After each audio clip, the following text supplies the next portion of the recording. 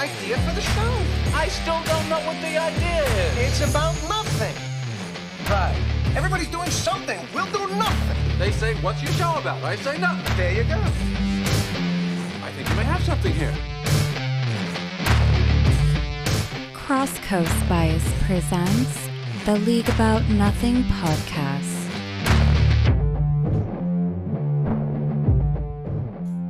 All right, everybody, welcome back. We have our Week 14 recap, finishing up the regular season. We're going to take a look at some playoff matchups, preview what we expect to happen there, close the book on the picks that will be picks 1 through 6 in the upcoming rookie draft. We'll see where everybody lands there, and we'll take a look ahead and see where we expect the picks 6 through 12 to land. We didn't really have any waivers worth discussing this week, so we're going to hop straight into the trade activity. We had a flurry of activity, mostly Mr. Good News selling off a good chunk of assets for future draft picks. It started off on December 6th with a trade between Mr. Good News and Georgia Mike, where we all get to take a ride on the Gus bus. Exactly as we predicted last week.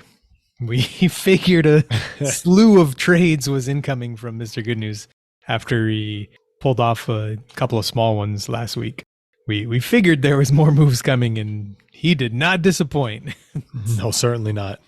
And I think this first trade is probably my favorite.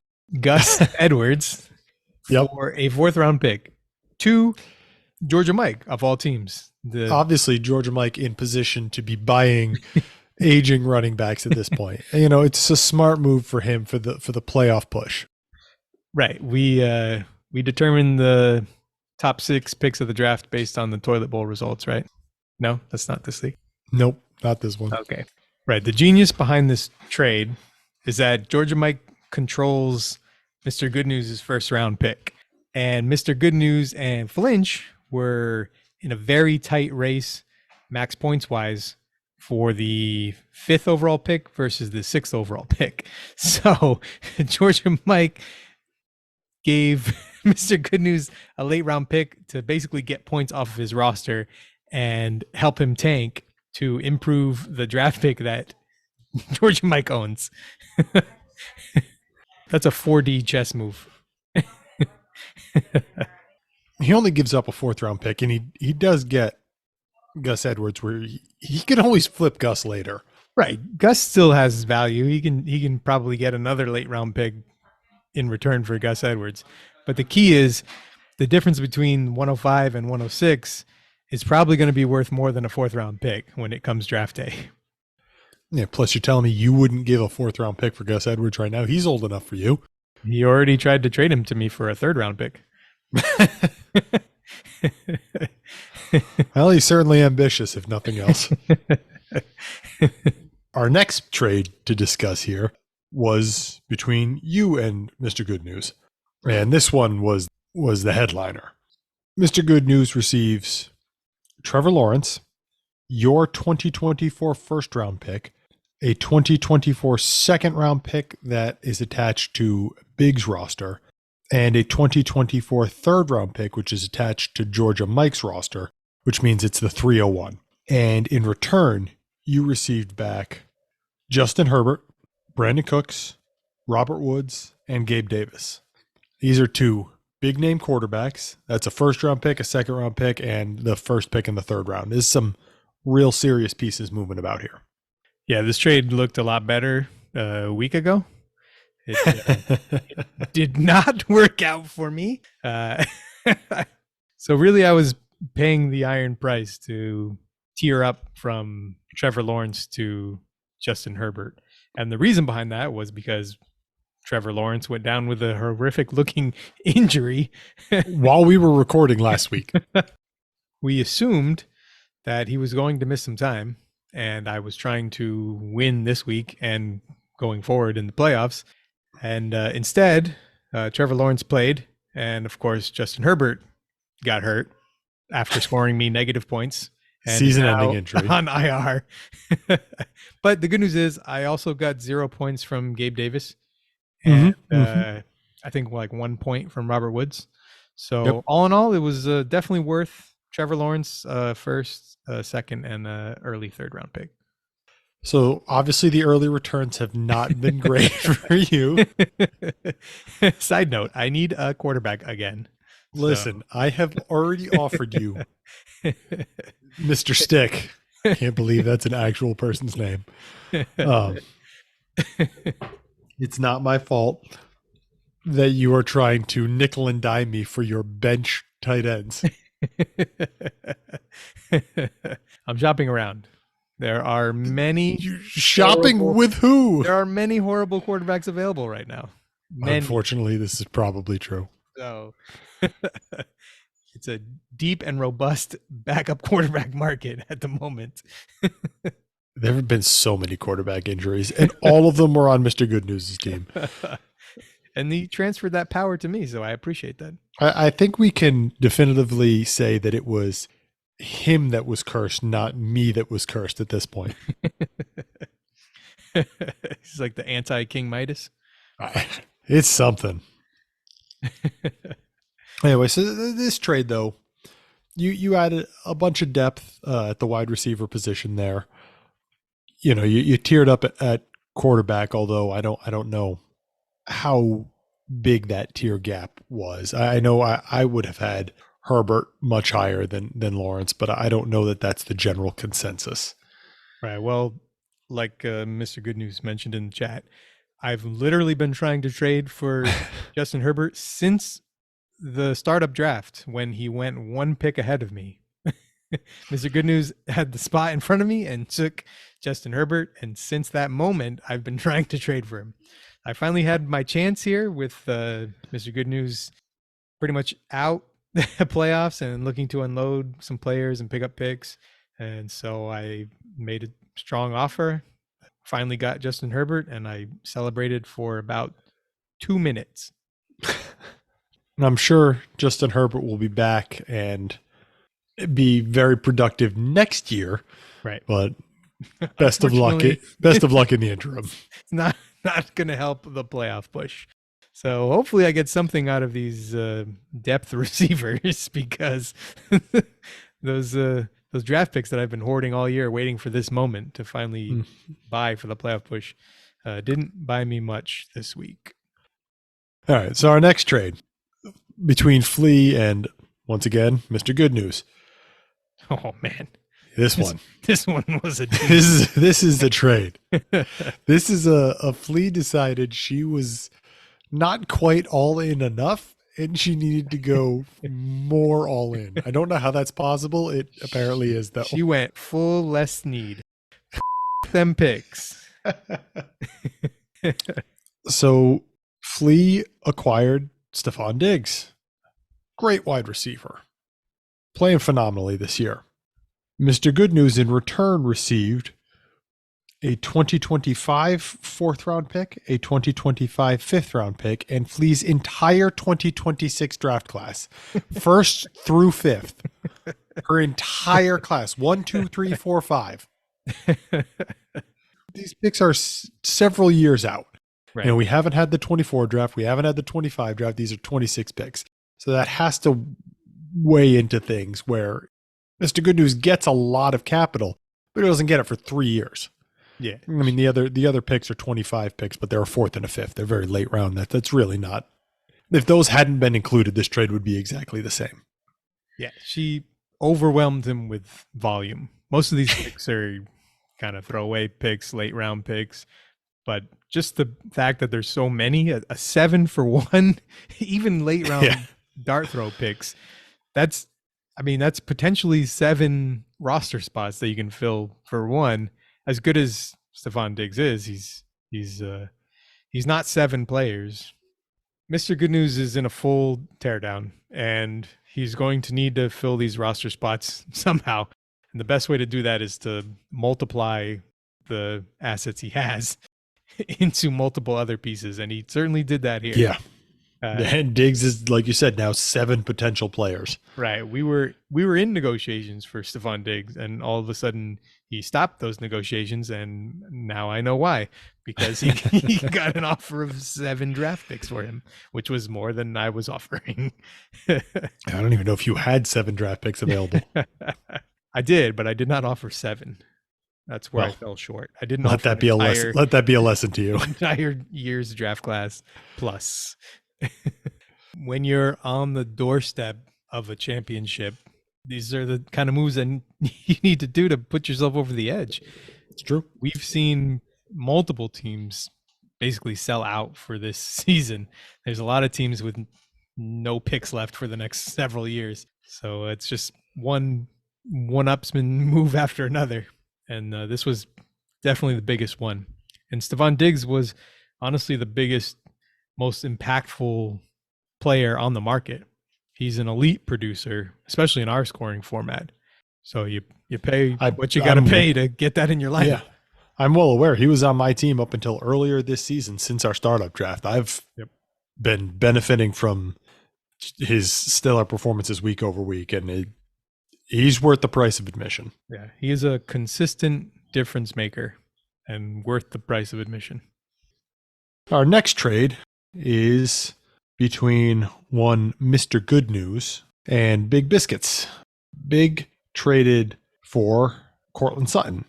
He said, you know what, I got Jerry Jeudy. Let me lock down the rest of the Denver passing game. Smart. And is it? Highly productive Denver Broncos passing game.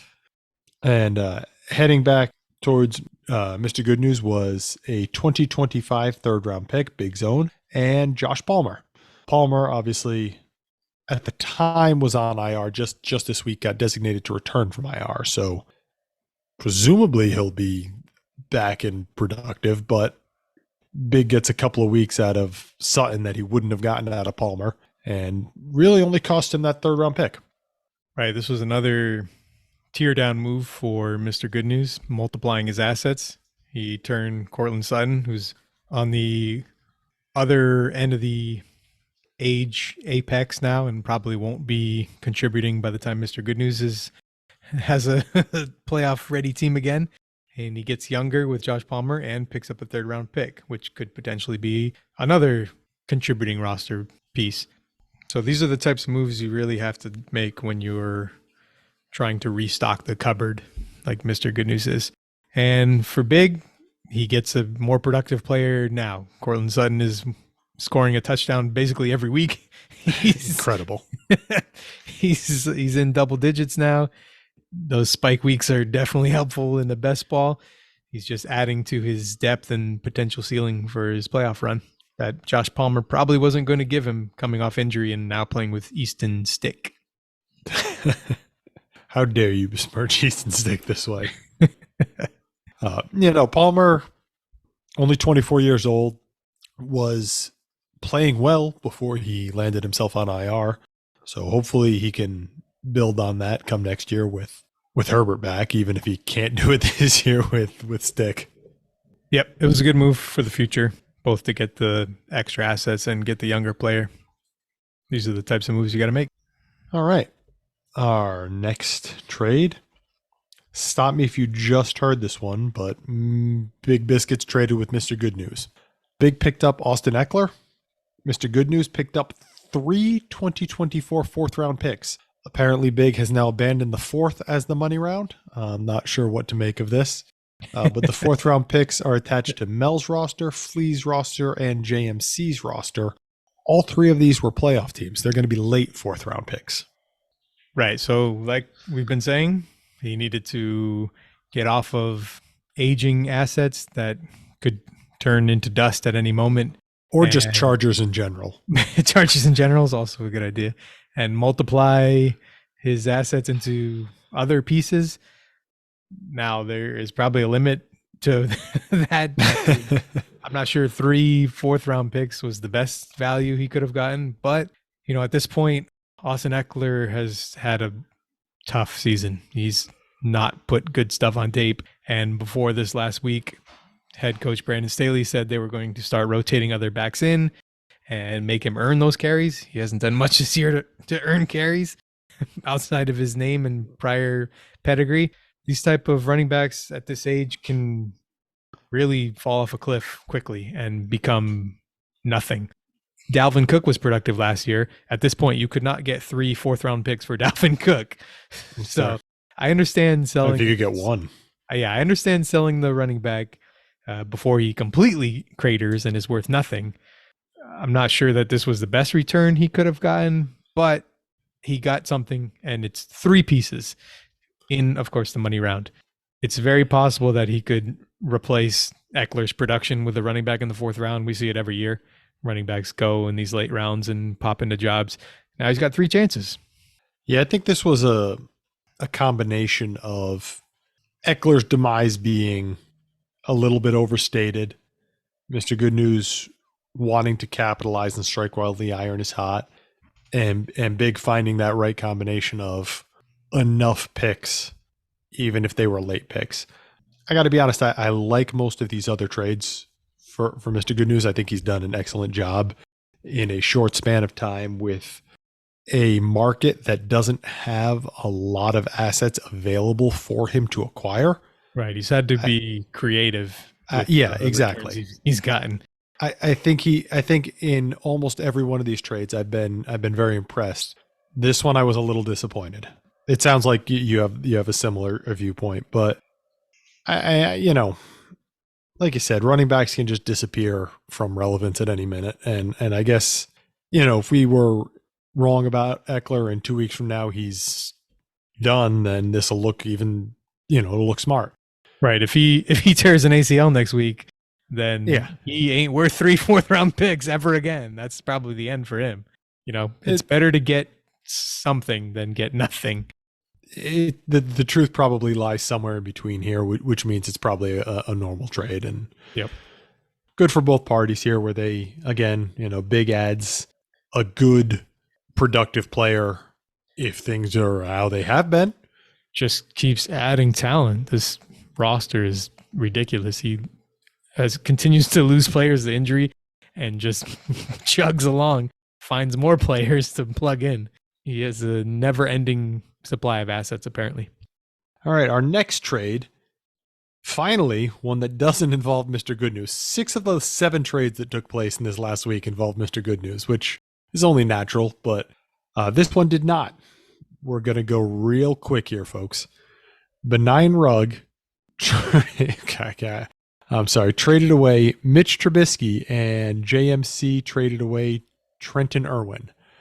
Now, as a manager who has traded away Trenton Irwin once already this season, I think I can speak for both myself and JMC when we can safely say that this trade does not matter. Hey, it mattered this week. It hurt me personally. Mitch Trubisky had his best fantasy game in years, literally years. And I had a chance. He hasn't been a starter in years. That's not difficult. That's like if next year Tom Brady signed for one game and someone was like, wow, that's his best fantasy game in 2 years. Yeah, no shit. This is the part this is the part that hurts me personally, because he offered him to me first. And I said, why would I want Mitch Trubisky on my team? He's terrible. He'll probably score negative points. You should trade him to my opponent this week. He needs a quarterback. And did you actually say that? Yeah, I did. And he did, and he scored 20 plus points. And if I had him on my roster instead of my opponents, I would have won, and I would have a bye this week. Instead, I'm going to play JMC again and probably lose again, and my season will be over. All because of Mitch Trubisky. What are you gonna do? Stab me? So Mitch Trubisky, well done. You're on the list. You're on the list, Mitch. Just an amazing performance by you. I could have had Mitch Trubisky. Instead, I traded for Justin Herbert. Cost me Trevor Lawrence, and he scored me negative points. That just goes to show, don't trade for good players. Right. That's what I'm doing this week. Trying to find the worst players I can to trade for. All right. We got one more trade. Well done by you. Not trading for Mitch Trubisky. Just win after win for Mel on the Mitch Trubisky front. Unbelievable. So our last trade involves Mr. Good News and Judd. Mr. Good News acquired. Wait, Judd. did you say Judd? I did. Yes. Made a trade? The Juddernauts. Wow. Congratulations. He's back on the board. The shocking part about this is that he actually got Judd to not only come to the table, but agree on a trade. Yeah. We love you, Judd, but you're not the most responsive or our active league participant. Listen, I got a message back from him a week or so ago. I was happy about that. So Judd picked up 3 players and gave up 1 pick. Mr. Good News got Judd's 2024 second round pick. Judd picked up Alexander Madison, Darius Slayton, and Jalen Guyton. I like this trade for both sides. Yeah, it was actually a good trade for Judd. I mean, until Madison got hurt, but the fact that he got 3 guys that could potentially get in his lineup for 1 pick, which is probably going to be a late second round pick. Yep. It looked better before Madison got hurt, but he needed to do something. His depth has just disappeared throughout this year, and he's sitting on a bunch of picks.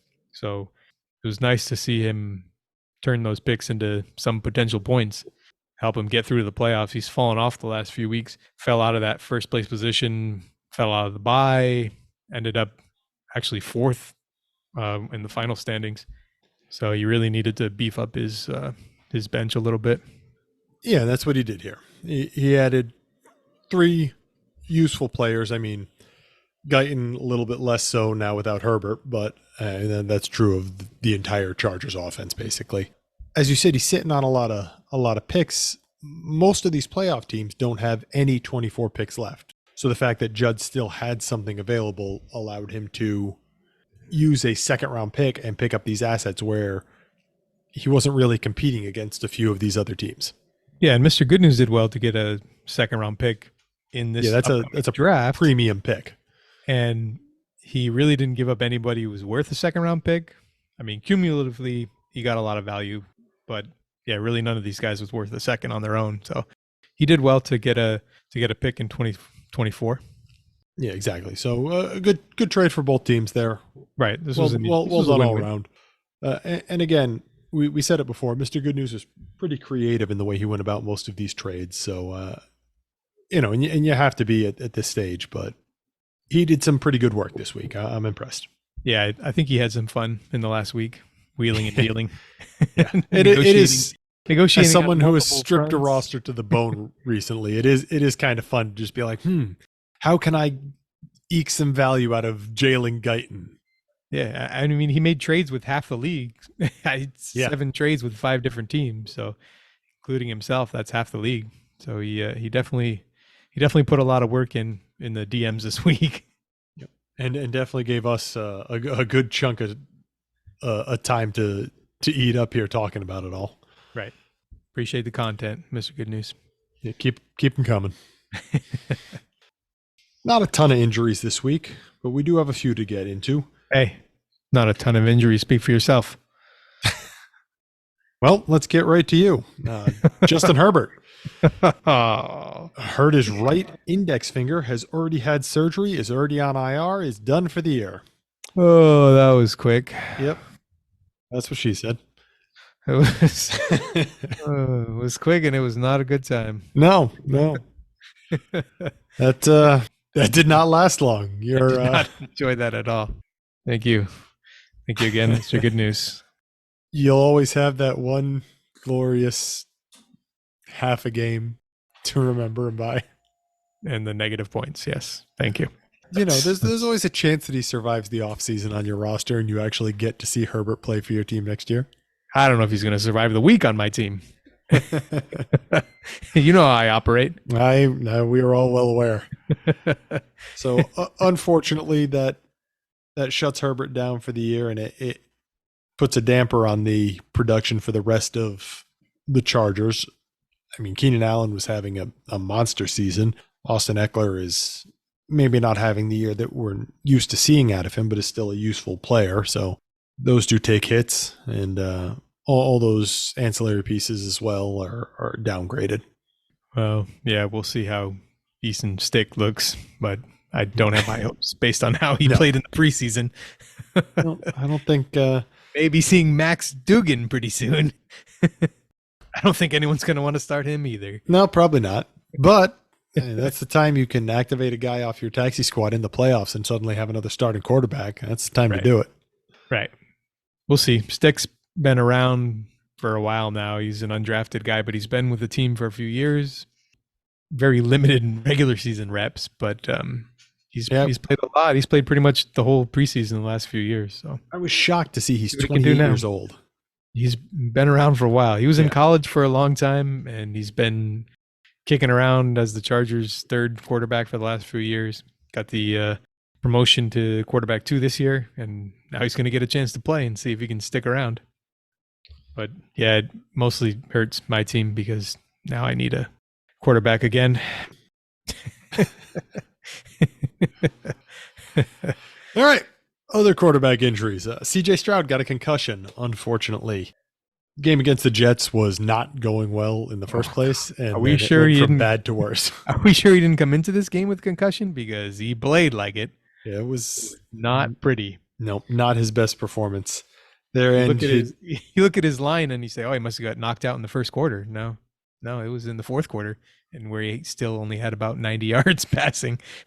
yeah, this game was in unpleasant weather, and that Jets pass defense is tough. Very good. Yeah. You don't Probably beat the the best- Jets by throwing on them. Probably the best pass defense in the league, and you add inclement weather, it's probably not going to be a great game for a rookie quarterback, even No. one of CJ Stroud's caliber. Yep. So we'll see if he ends up missing a week. We've seen more guys recently play the week after concussion. Yeah, If he can push to play or not. I don't normally listen to our own recordings back, but I wanted to check something today before we hopped on. So I opened up last week's episode and I just clicked to a random spot 10, 15 minutes in or whatever. And we were just listened for like 5 minutes. And we were discussing the injuries, and like 3 or 4 times in that section, we mentioned, oh, a guy had a concussion this week, probably won't play this coming week. And each and every one of them played last week.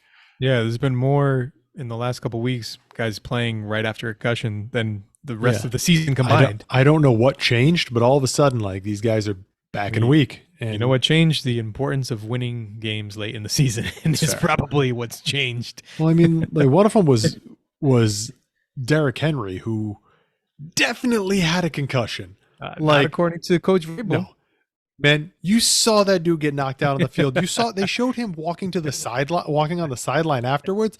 He had no clue where he was. He was glassy eyed, just kind of walking along in a daze. And he played this week. I don't know what happened. We all know what happens in the NFL. Yeah. No, they care about player safety. What are you talking about? Oh, I meant they care about our fantasy teams. Oh, sure, that too. Also getting injured this week, a couple of running backs. We just talked about the Madison trade a minute ago. Madison left with a high ankle sprain, which means he's either going to miss, no time or 3 weeks. Well, he's not Trevor Lawrence, so I'm assuming he's going to miss at least 1 week as a running back. It's tough to play on a high ankle sprain as a running back. A lot Yep. tougher than for a quarterback, apparently. You know, Whoops. in the meantime, we'll probably see more Chandler. It's tough for Judd, who just acquired Madison, to basically lose Madison immediately. Wonder what that would be like. To trade for a player and then lose him immediately. Yeah, such is the risk of trading. We'll keep an eye on Madison. You know, high ankles usually a few weeks for the running backs, and they're usually not quite the same when they come back. Yeah, there's only a few weeks left in our season, so it's possible that Madison is done being a useful fantasy asset this year. Not that he was a super useful fantasy asset at any point this year, but he It hasn't been quite the season that the Madison Truthers were hoping for. Also, going out this week and probably not playing anytime soon was Josh Jacobs. He hyperextended his knee, but he's listed on the injury report with a quad injury, which, Yeah. I mean, I guess that's kind of the same thing. It was definitely a knee injury. It happened right at the end of the game. There's only maybe 6 or 7 plays left in the game. And we saw Abdullah play most of them because they were kind of third down and then, 2-minute warning type of drives. Only 2 standard carries went to Zamir White. But they play on Thursday this week, so there's a good chance we're not going to see Josh Jacobs, at least for this week, which means we'll see Zamir White as the early down back and Amir Abdullah as the third down back. Yeah, and Josh Jacobs on Mr. Good News' roster. So this might prevent him from being able to sell Josh Jacobs at a decent price this season, which might force him to carry Jacobs into the offseason and then play that roulette game and see what kind of contract and where Jacobs ends up. At least Jacobs is a little bit younger than Eckler and probably a little more tread on the tires compared to Eckler. He's been productive this year when he's been out there, even on a dumpster fire team that the Raiders have been all season. So there's a good chance that Jacobs' value won't completely evaporate in the offseason. But yeah, unfortunately, the only running back he wasn't able to trade picks up an injury and now seems questionable at best for the rest of the fantasy playoffs. And that's what happens to running backs. That's why when you're rebuilding, you sell them as fast as you can. Would anyone like to buy Clyde Edwards-Helaire? Currently starting running back for the Kansas City Starting Chiefs. running back for Patrick Mahomes-led offense. That's a good selling point, right? It's worked out well for the ancillary receivers on that team. Who are the primary receivers on that team? Travis Kelce and recently Rashee Rice. Yeah, I guess Rice has been okay. All right, speaking of receivers, a couple got injured this week. Welcome back, Justin Jefferson. Happy trails, Justin Jefferson. Oh, why? He made it like 10 snaps. Come on. I've been waiting 2 months for you to come back. So Josh Dobbs, you murderer. threw a literal hospital ball for Justin Jefferson. He went to the hospital. Thankfully, they checked him out and everything was all right. And he was able to fly back home with the team. But yeah, you never want to hear that the players are going to the hospital during the game. That's not a good sign. Checking for internal organ damage. That's not good. Not good news when you hear that. Jefferson, like you said, did get cleared of everything, was able to return with the team. And then he did practice in a limited fashion today, Tuesday. They play on Saturday, so it's a shorter week for him, unfortunately. And unfortunately for me, I really need him. I've needed him for the last 2 months. So now I really need him in the playoffs, and I'm not hopeful. He is currently occupying an IR spot, and I'm not hopeful that he will give me a boost this week. Nico Collins, his second calf strain of the year. Left the game, did not come back. Got to imagine he's going to miss time as well. Yeah, he missed one game earlier, week 10, with a calf strain, and now what's essentially a re-injury to the calf. A lot of these soft tissue injuries like this, strains, can take weeks, especially the calf, to kind of heal and get back to 100%. Maybe the end of Nico Collins' production this season. Texans will still get him back at some point, but probably too late to help big in the playoffs. Yeah, so they've lost Tank Dell 2 weeks ago. Nico Collins this week. They got Noah Brown back. Noah Brown's been in and out a couple of times now. They can't keep any of those receivers healthy. Come on, Robert Woods. Maybe this trade will still pay off.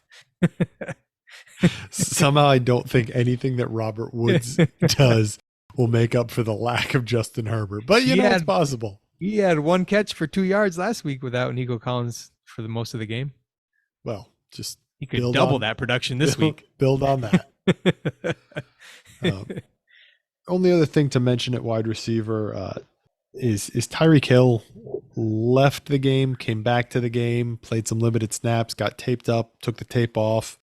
I don't know what exactly he got an ankle. He got rolled up on a tackle. Yeah, it looked like a high ankle sprain. I don't know how he came back in this game. They limited his snaps, but he did make a big catch late in the game, so he wasn't a complete decoy.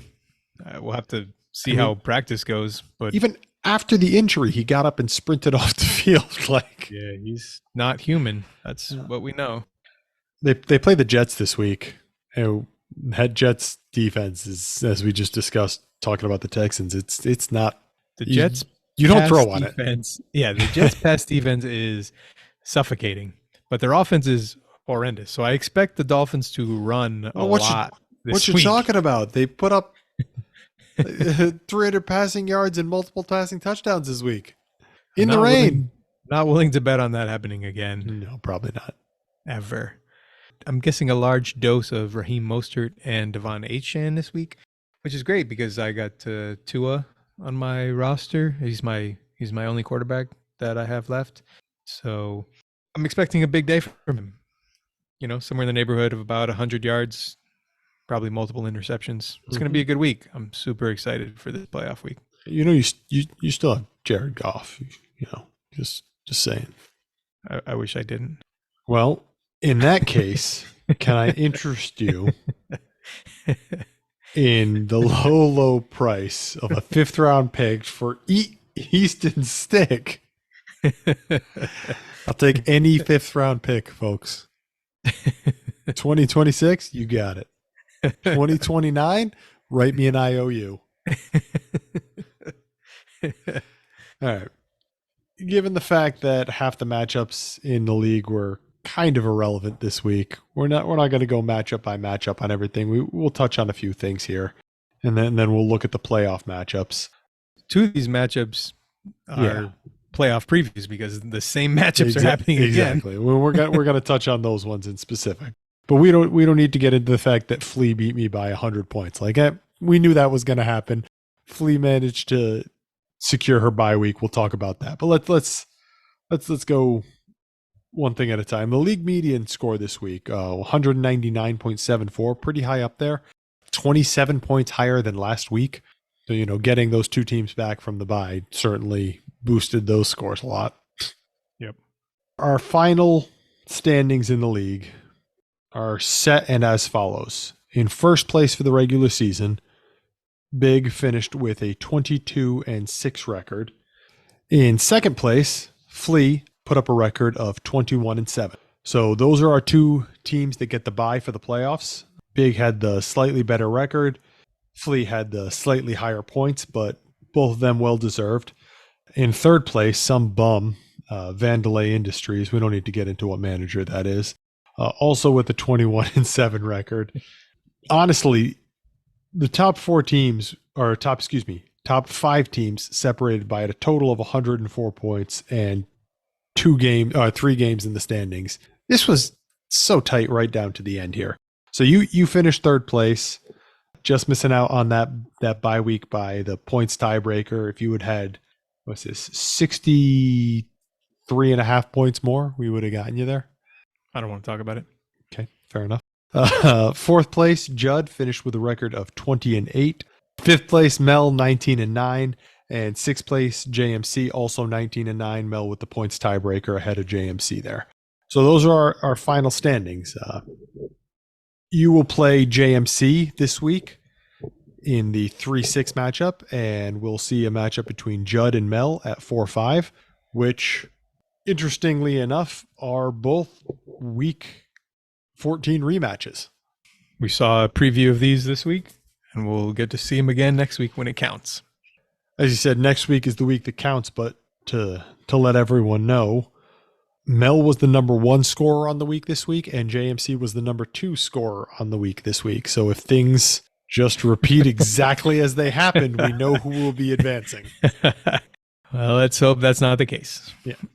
And it probably won't be. We don't see a lot of teams repeat as the number 1 scorer back-to-back weeks, but stranger things have happened, and there's plenty of time for you guys to go dip into those 2026 picks like Flea did and then try and change matters. Right, that's the key. You got to move all those picks. Could have done that earlier. Maybe I would have held on to the bye. On the bottom end of things, we don't know what the final standings would be after the toilet bowl, but we do know what the pick order is. With the first pick finishing in 12th place, we have Georgia Mike. We've known that for a while. With the second pick finishing in 11th place, we have Benign Rug. With the third pick finishing in 10th place, that would be me. With the fourth pick finishing in 9th place, we have Criddle. With the fifth pick finishing in 8th place is Mr. Good News. And with the sixth pick finishing in 7th place is Flinch. So Flinch and Mr. Good News are not in control of their own first round pick. So I said with the fifth and sixth pick, but I should really just say with the fifth and sixth pick being assigned to whoever controls their pick. The managers that do control those picks are Georgia Mike and Benign Rug. Georgia Mike controls Mr. Good News' pick, and Benign Rug controls Flinch's pick. So Georgia Mike has picks 1 and 5 in this upcoming draft, and Rug has picks 2 and 6. 2 premium picks for both of those teams. It's a lot of capital at the top.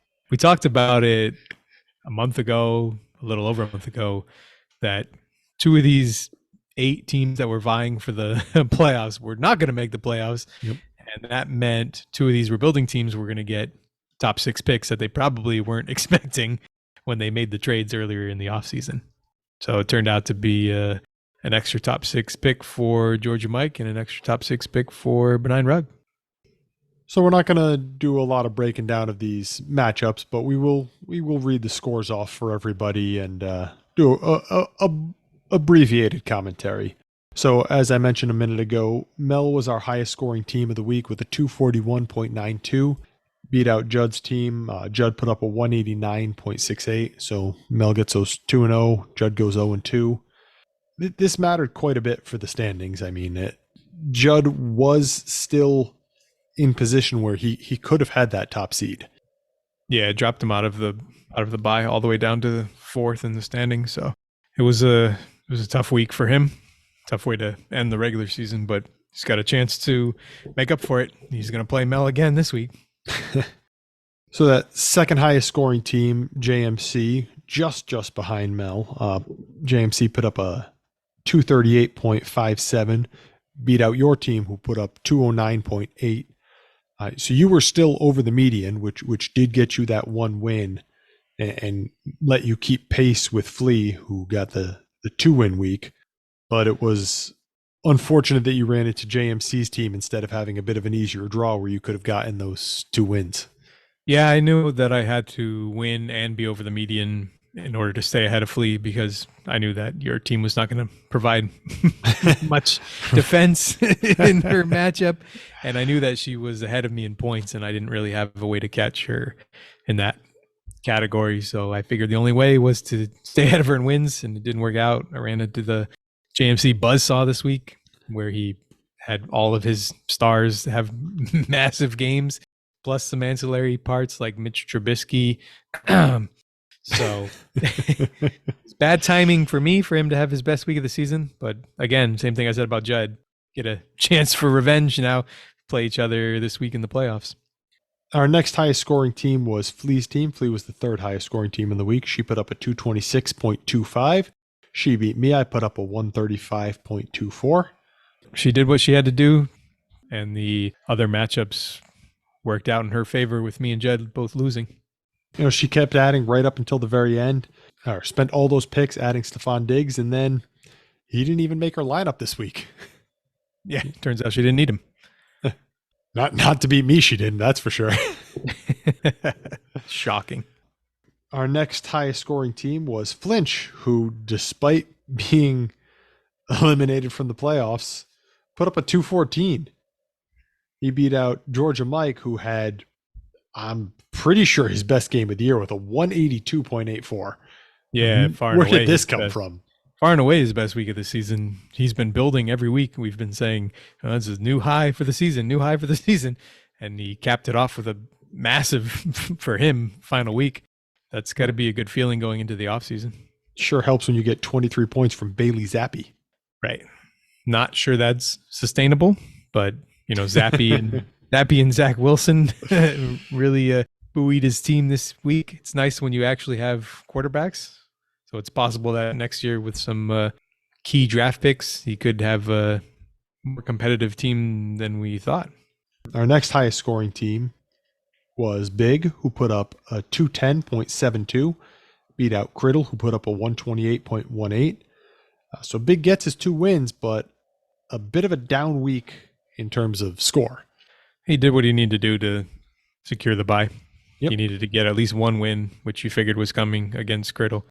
And he was over the median as well. So got his 2 wins. Indeed he did. So that, as we said, propels him into that bye, and he gets to sit back and take the week off and watch the rest of you people scrap and claw at each other. All right. Our last matchup was Benign Rug putting up a 109.43, beating out Mr. Good News, who put up a 106.08. Ruining the perfect season. Was that his first win? Yep. Oh, well done, Mr. Good News. First Oh my and only God. first and only win. That is So there just are incredible. No winless teams this year. That is just incredible. What a who saw that one coming at the last minute? That is funny. I didn't even notice that until right now. Well done. All right, so that brings us to the end of the matchups there. Let's go check the dynasty. Oh wait, we don't need to do that. We know who made Right. it. No more playoff odds. The playoffs are here. Nope. Playoffs are here. So as we said, the matchups, the 4-5, Judd and Mel in their rematch of last week, and the 3-6, you and JMC in the rematch of yours. So those are the two matchups, and then whoever the lowest remaining seed is, we do reseed. They'll play big. Whoever the highest remaining seed is, they'll play flea, and then we'll get our finals matchup out of that. But all right, we're recording. All right, we're just gonna do it live. All right, we have one more trade to to break down here. Judd, you do not see this? No. All right, there you go. You get this live. Oh, Nick A few Mullins. seconds ago. Benign Rug and Judd just made another trade here. So Judd just acquired Nick Mullins and Ty Chandler in exchange for a 2024 third round pick. It just says Team 9 on here. This desktop app is the worst freaking. It's Judd's pick. Yeah, it's Judd's pick. How it doesn't even have his name on it. It just says Team 9. So this was the same exact trade that he just offered me for my third round pick. Well, he got a taker on this one. He certainly could use the quarterback depth and the running back depth with Madison getting hurt. This is just another piece. How does he have this many roster spots? He's got to be over the limit by now. So Magic. We're leaving this right in this section. We're not adjusting anything here. Nope. This trade came down while we mid were on the air. recording. So Mullins just got named the starter for this week in Minnesota. So who knows how long that'll last or how effective he'll be. But there we have it. Any thoughts? Yeah, it's a good return. I mean, it's a good return for Rugg to get a third round pick for a couple of guys that are probably, again, not worth third round picks, but he was able to package them up and get a decent return. And for Judd, I mean, what's a third round pick matter at this point in the playoffs? He's trying to get bodies in there and trying to win. So these are two guys that have a chance to make his lineup.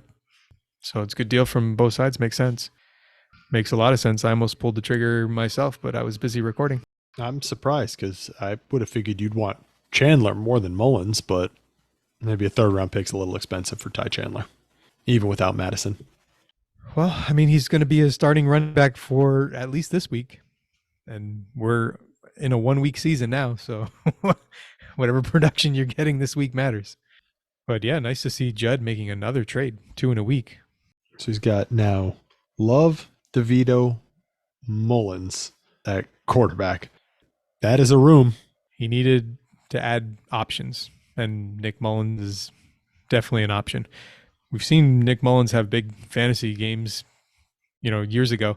This Vikings offense likes to throw, especially down in the red zone.